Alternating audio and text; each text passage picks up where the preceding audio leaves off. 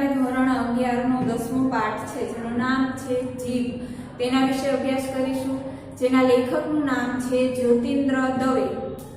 જ્યોતિન્દ્ર હરિશંકર દવેનો જન્મ પોતાના વતન સુરતમાં થયો હતો.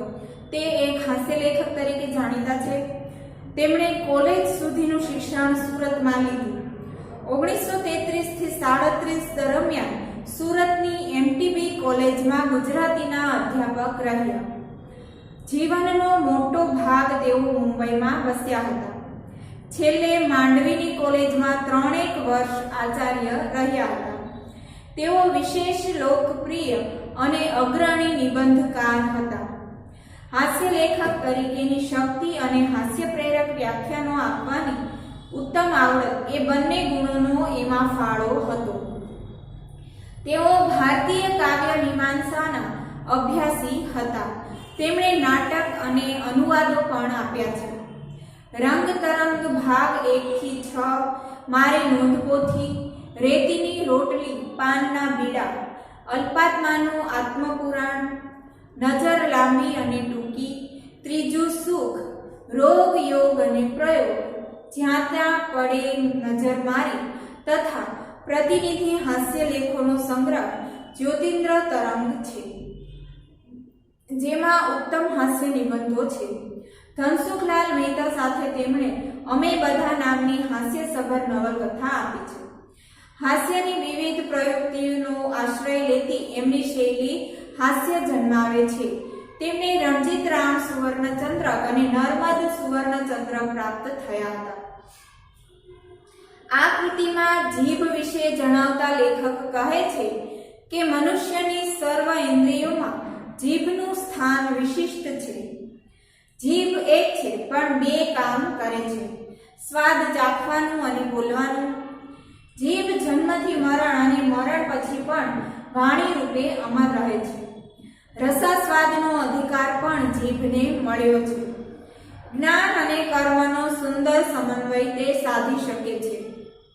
શરીરના વ્યાધિઓનો પરિચય પણ જીભથી થાય છે. જીભથી મનુષ્યના સંસ્કારોની ઓળખ થાય છે. માન અને અપમાનના અનુભવો જીભથી જ થાય છે. કેટલીક જીભ કાતરનું કામ કરે છે તો કેટલીક સોયની ગરજ સારે છે.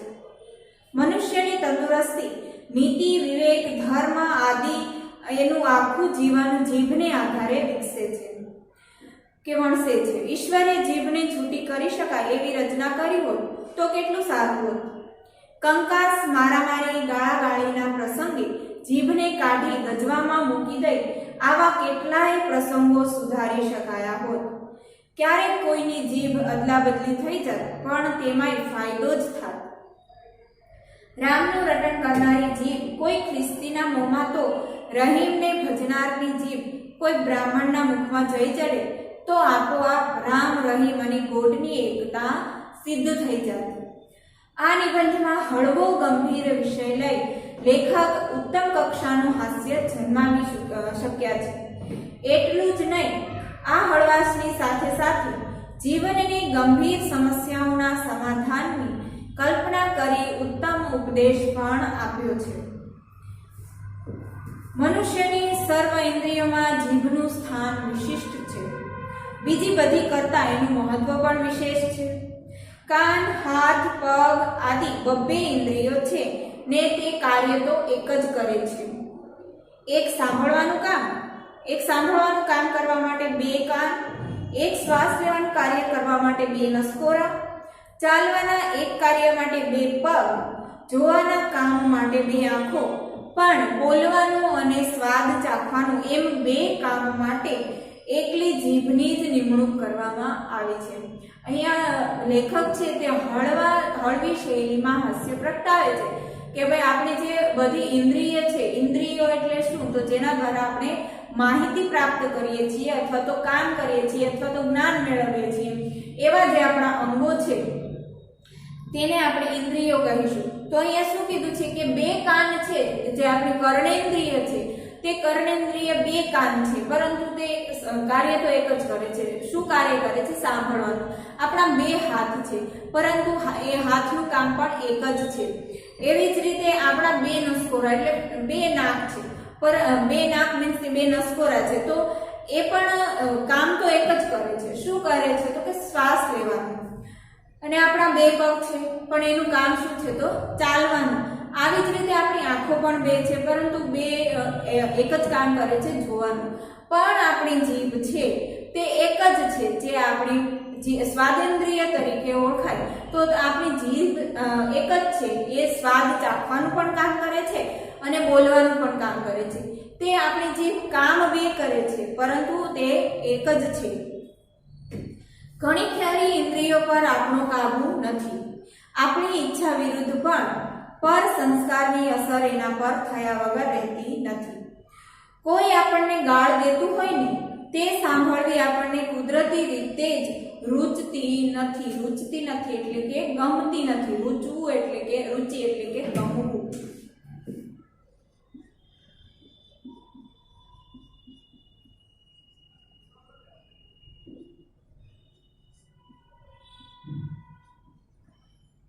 રુચિ એટલે શું તો કે પસંદ અથવા તો ગમવું. કોઈ આપણને ગાળ દેતું હોય ને તે સાંભળવી આપણને કુદરતી રીતે જ નથી ગમતું. તો પણ આપણા પોતાના કાન એ ગાળ આપણા મગજ સુધી પહોંચાડ્યા વિના નહીં રહે. ન જોવા જેવું આંખ અનેક વાર જુએ છે ને માથું ફેરવી નાખે એવી દુર્ગંધ નાસિકા મગજને પહોંચાડે છે.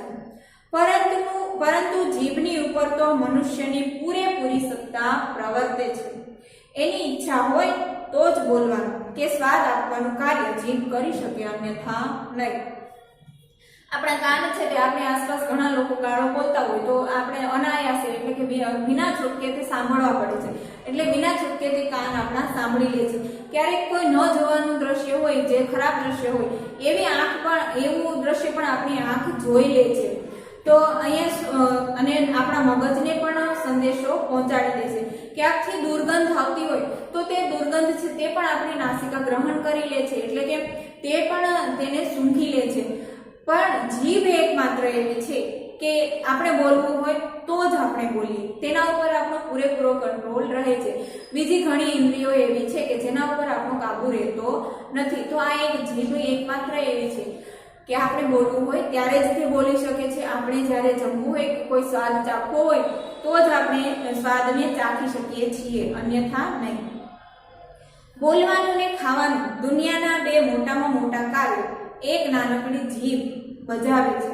એટલે અહીંયા જીભને લેખકે ચડિયાતી ગણાવી છે.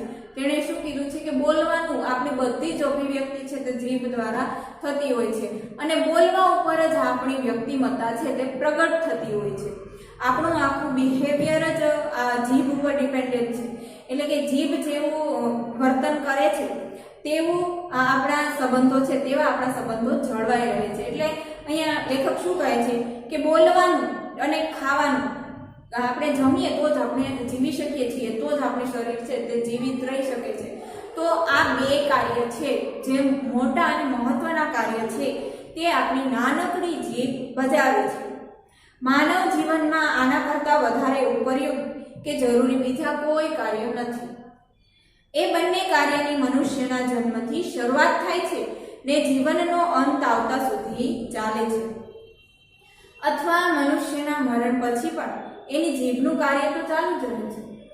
એના મત, અભિપ્રાય, વચનો આદિનો પાછળનાઓ વારંવાર ઉલ્લેખ કરીને એની વાણીને અમર બનાવે છે ને એની પાછળ 12મું 13મું શ્રાદ્ધ, વારસી આદિ પ્રસંગો યોજીને એની રસાસ્વાદની અભિલાષાને મરણ પછી પણ સંતોષે છે. એટલે અહીંયા લેખકે શું કીધું છે કે આ બીજી ઇન્દ્રિયો છે જે કર્ણેન્દ્રિય છે એ બધીનું કામ મૃત્યુ સુધી જ હોય છે, પરંતુ જીભનું કાર્ય છે તે મૃત્યુ પછી પણ ચાલુ રહે છે. કઈ રીતે તો કે વ્યક્તિએ બોલેલા જે સારા વચનો છે, સારા વિચારો છે જે વ્યક્તિએ પ્રકટ કર્યા હોય તે એના મરણ પછી પણ બધાના વિચારોમાં રહે છે, બધાના આગળ તેના વિચારો છે તે રહે છે. અને જો કોઈને મરણમાં સારું જમવાની અભિલાષા હોય, રસાસ્વાદની અભિલાષા હોય તો એનું વરસી કરે છે, 12મું કરે છે, શ્રાદ્ધ કરે છે, તેમાં પણ તે જમવાની અભિલાષા પૂરી કરે છે. એટલે કે આમ જીભ છે તે મૃત્યુ પર્યંત પણ પોતાનું કાર્ય ચાલુ રાખે છે. વૃદ્ધાવસ્થામાં બીજી ઇન્દ્રિયો શિથિલ થઈ જાય છે ત્યારે પણ જીભ તો એવી ને એવી બળવાન રહે છે. ઘણીવાર તો બીજી ઇન્દ્રિયોની શક્તિ એનામાં ભેગી થતી હોય એમ લાગે છે. ઘરડી આંખ, ઘરડું મગજ એ નિર્બળતાની નિશાની છે, પણ ઘરડી જીભ એટલે અનુભવે ને સંસ્કારે બળમાં ને કળમાં દુર્જેય બનેલી જીભ એમ જ સમજવાનું. અહીંયા લેખક શું કહે છે કે બીજી બધી ઇન્દ્રિયો છે તે આપણી ઉંમર જેમ જેમ થતી જાય તેમ તેમ બીજી બધી ઇન્દ્રિયો શિથિલ થતી જાય. શિથિલ એટલે કે નબળી પડતી જાય છે, પરંતુ એક જીભ એવી છે કે આપણે ઘરડા થઈએ તો પણ એવી ને એવી જ આપણી ચાલતી રહે છે. ઉલટાનું અમુક માણસો જે ઘરડા થાય ત્યારે એમની જીભ વધારે ચાલતી હોય. આપણે ઘણા એવા માણસો જોઈએ છીએ કે ઘરડા થાય એટલે પછી એમનું બોલવાનું સતત વધી જાય છે, અને બોલવાનું પણ કેવું તો એ એવા કડવા મેણ બોલે છે, એટલા કડવા વચન અમુક લોકો બોલતા હોય છે જે સામેવાળાની નસમાં ઉતરી જતા હોય. તો અહીંયા લેખક એમ કહે છે કે ઘડપણમાં પણ જીભ છે તે પોતાનું કાર્ય ઉમદા રીતે આપે છે. રસાસ્વાદનો અધિકાર જીભને મળ્યો છે, એના વડે જ સ્વાદનું જ્ઞાન થાય છે, માટે એને જ્ઞાનેન્દ્રિય ગણીએ તો ગણી શકાય. બોલવાનું કાર્ય એ કરે છે એટલા માટે કર્મેન્દ્રિય પણ કહી શકાય. શ્રીમદ ભગવદ્ ગીતાની પેઠે જ્ઞાન ને કર્મનો એ સુંદર સમન્વય સાધી બતાવે છે. મન ને હૃદય એની વચ્ચેનું સ્થાન છે તે બહુ સૂચક છે. બંનેને એના વિના ચાલતું નથી. બંનેના પ્રતિનિધિની ગરજ એ જ સારે છે. મનના વિચારને હૃદયની ઉર્મિઓને જીભ જ વ્યક્ત કરે છે. ઉર્મિઓ એટલે શું? તો ઉર્મિઓ એટલે કે લાગણી.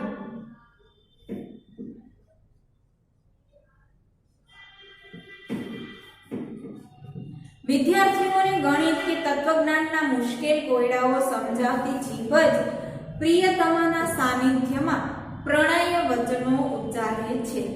અહીંયા લેખકે શું કીધું છે કે જીભ છે તે રસાસ્વાદનો એટલે કે સ્વાદ ચાખવાનું કાર્ય તો કરે જ છે. એ અધિકાર તો જીભને મળ્યો જ છે, અને એના વડે જ સ્વાદનું જ્ઞાન થાય છે. તેથી આપણે જીભના લીધે ખબર પડે છે કે આ કયો સ્વાદ છે. તેથી જીભને જ્ઞાનેન્દ્રિય ગણાવી છે, અને બોલવાનું કાર્ય કરે છે એટલા માટે એમને કર્મેન્દ્રિય પણ ગણાવે છે. અહીંયા જીભને જ્ઞાનેન્દ્રિય અને કર્મેન્દ્રિય બંનેનો સુભગ સમન્વય કીધો છે. શ્રીમદ ભગવદ્ ગીતાની પેઠે એટલે કે ગીતાની જેમ કર્મનો એ સુંદર સમન્વય સાધી શકે છે. મન અને હૃદય એની વચ્ચે એનું સ્થાન છે, એટલે કે આપણું મગજ અને હૃદય એ બંનેની વચ્ચે જીભ રહેલી છે. તો જીભ એ બંનેનું કાર્ય કરે છે. તો કઈ રીતે? તે બહુ સૂચક છે. એ બંનેને એના વિના ચાલતું નથી. મગજમાં આપણા વિચારો ચાલતા હોય, આપણી લાગણીઓ હૃદયમાંથી ઉત્પન્ન થતી હોય કે મગજમાંથી કોઈ પણ વિચાર ચાલતા હોય, પરંતુ એને વાચા આપવાનું કાર્ય કોણ કરે છે? બીજા સુધી પહોંચાડવાનું કાર્ય કોણ કરે છે? તો જીભ કરે છે. આપણા હૃદયમાં જેટલી પણ લાગણીઓ હોય એ સામેવાળાના વ્યક્તિને દર્શાવીએ જ નહીં, તો એટલે આ દર્શાવવાનું કાર્ય છે તે કોણ કરે છે? તો જીભ કરે છે. મગજમાં આપણા ગમે એવા વિચારો ચાલતા હોય તો એ વિચારો પણ આપણા મગજ સુધી જ સીમિત રાખીએ, તો કોઈ બીજાને જણાવીએ નહીં, તો આ જણાવવાનું મહત્વનું કાર્ય છે તે કોણ કરે છે? તો જીભ કરે છે. એટલા માટે શું કીધું છે કે એ બંનેના હૃદય અને મગજ બંનેના પ્રતિનિધિની ગરજ છે તે જીભ સારે છે. વિદ્યાર્થીઓને ગણિત કે તત્વજ્ઞાનના મુશ્કેલ કોયડાઓ સમજાવતી જીભ જ પ્રિયતમાના સાનિધ્યમાં પ્રણય વચનો પણ ઉચ્ચારે છે. જે ગણિતના વ્યવહારુ દાખલા હોય કે તત્વજ્ઞાનના ફિલોસોફી વાળા દાખલાઓ હોય એ જે જીભ એ પણ ગણી જાણે છે. અને પ્રિયતમા એટલે કોઈ પ્રેમીઓની વચ્ચે સાનિધ્યમાં એટલે કે સહવાસમાં પ્રણય વચનો એટલે કે પ્રેમ ભર્યા વચનો પણ જીભ જ ઉચ્ચારે છે.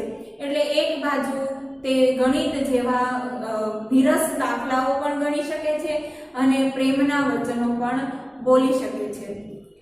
જેમ કેટલીક કુલવધુઓ આખા ગૃહનો ભાર ચલાવે છે, છતાં ગૃહ બહારના તેના દર્શન પણ થઈ શકતા નથી, તેમ જીવનમાં બે સૌથી મુખ્ય કાર્યો કરતી હોવા છતાં જીભ ઘણું ખરું અદ્રશ્ય રહે છે.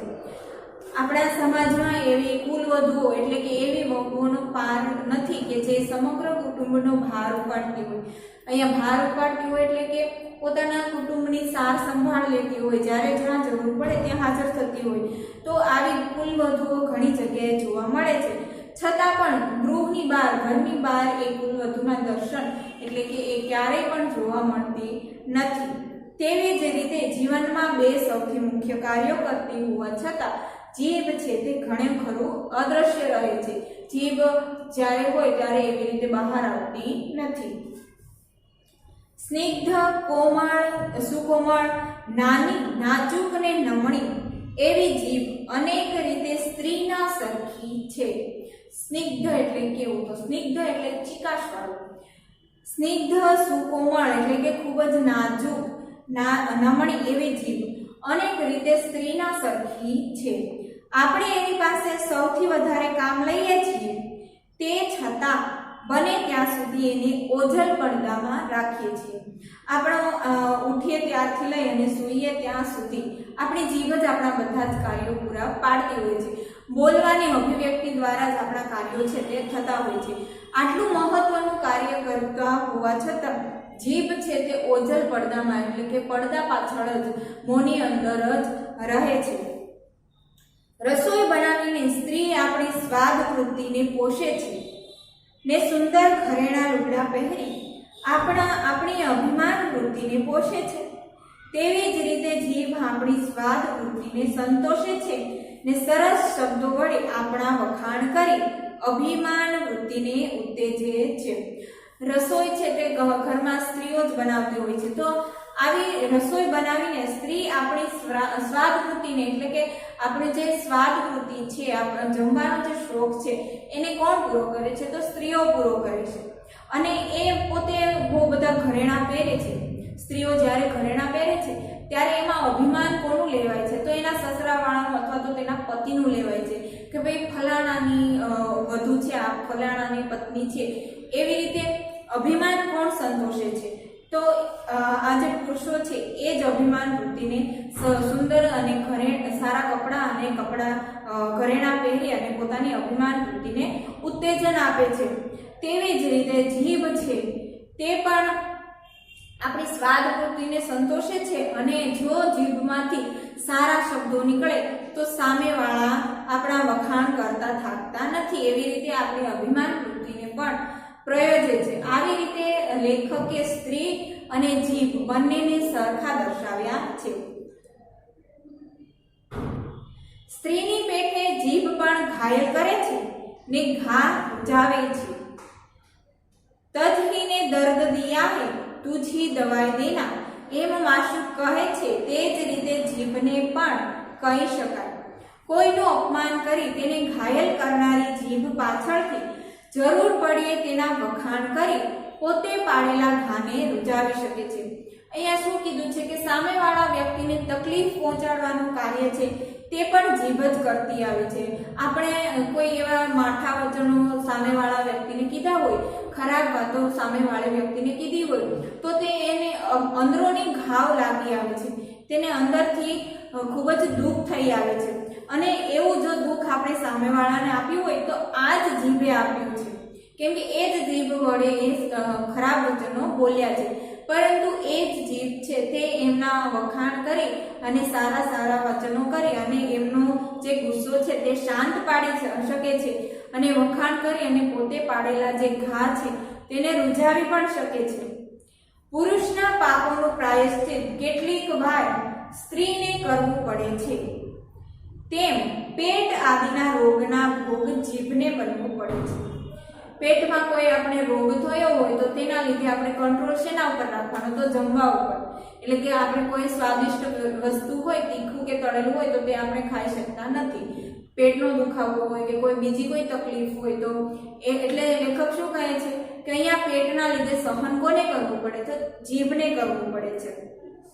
જેવી રીતે પુરુષનું પાપ છે તેનું પ્રાયશ્ચિત સ્ત્રી કરતી આવી છે, તેવી જ રીતે પેટના જે તકલીફ છે એના લીધે જીભને ભોગવવું પડે છે.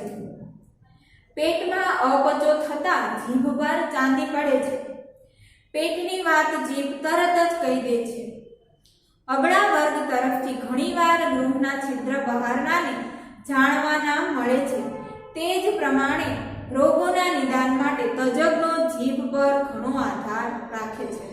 અહીંયા શું કીધું છે કે ભાઈ આપણને અપચો હોય કે એસિડિટી હોય તો આપણી જીભ ઉપર ચાંદા પડી આવે છે.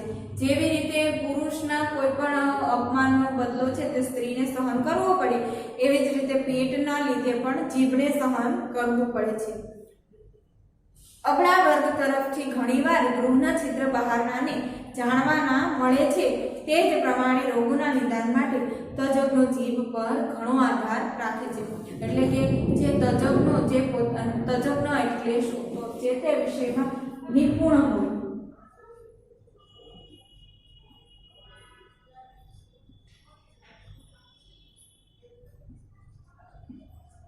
તજજ્ઞો એટલે કે નિપુણ, જે તે બાબતમાં હોશિયાર લોકો હોય તેને પણ જીભ ઉપર ઘણો આધાર રાખવો પડે છે. તો અહીંયા સુધી આપણે આપણો પાઠ છે તે ચલાવીશું. બાકીનો જે પાઠ છે તે આગળના વિડીયોમાં જોઈશું. ત્યાં સુધી નમસ્કાર.